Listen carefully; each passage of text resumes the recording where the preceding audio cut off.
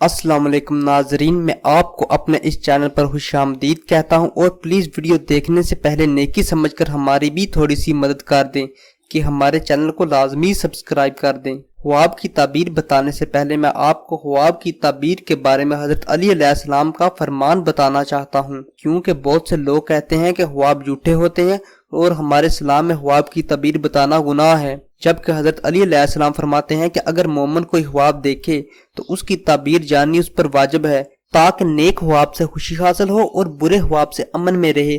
अगर किसी ख्वाब की ताबीर बुरी है तो खुदा ताला से रहम की दुआ करें और सदका दे, ताकि अल्लाह ताला आपको हर किस्म की मुसीबत और परेशानी से महफूज रखें। नाजरीन, आज मैं आपको ख्वाब में आग देखने की ताबीरें बताऊंगा।